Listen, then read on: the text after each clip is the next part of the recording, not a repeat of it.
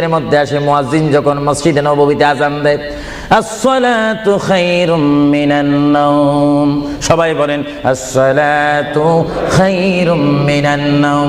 মুয়াজ্জিন যখন আযান দিয়ে দেয়, ওই টাইমে রহমতের ৭০,০০০ ফেরেশতা দুরূদ শরীফ পড়তে পড়তে আমার প্রিয় নবীর রওজা মোবারকের মধ্যে উপস্থিত হয়ে যায়।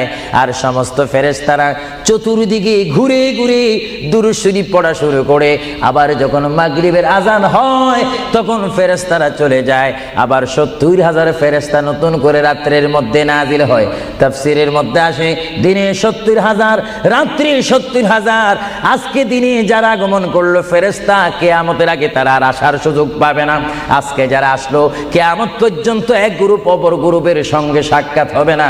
এমনি ভাবে দিনে ৭০,০০০ রহমতের ফেরেশতা, রাত্রে ৭০,০০০ রহমতের ফেরেশতা আমার প্রিয় নবীর রওজা মুবারক জিয়ারত করার জন্য আমার আল্লাহ আসমান থেকে পাঠিয়ে দিচ্ছেন। জোরে বলেন সুবহানাল্লাহ, বলেন আল্লাহু আকবার, আরো জোরে বলেন আল্লাহু আকবার, আল্লাহু আকবার। তাহলে এই হাদিসে প্রমাণ হচ্ছে মুহাম্মদ রাসূলুল্লাহর রওজা মুবারকে দিনে যদি ৭০,০০০ রহমতের ফেরেশতারা আগমন করে, রাত্রে যদি ৭০,০০০ আগমন করে, ৭০ দুটোটা ৭০ যদি যোগ দেওয়া হয় কত হবে?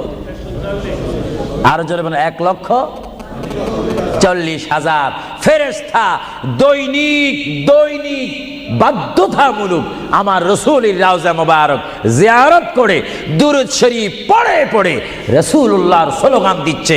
চিৎকার দিয়ে বলেন সুবহানাল্লাহ, আরো জোরে বলেন না সুবহানাল্লাহ। আপনারা সেই সোনার মদিনার রাসূলের কদম মোবারকে যেতে চান কি চান না? আরো জোরে বলেন চান কি চান না? রাসূলের কদমে গেলে গুনাহ হয় না, গুনাহ মাফ হয়।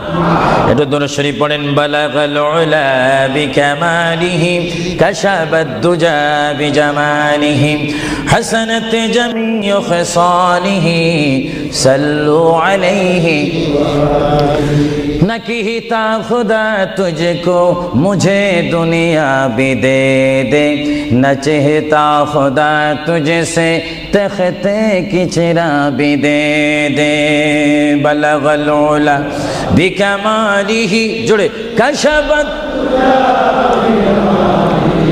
हसनत जमीउ खिसालिही।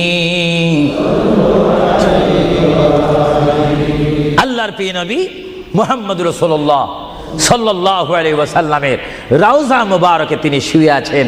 তাহলে বোঝা গেল তিনি এখন জাহিরি ভাবে পৃথিবীতে নাই, তিনি এখন কবর মুবারকে রয়েছে।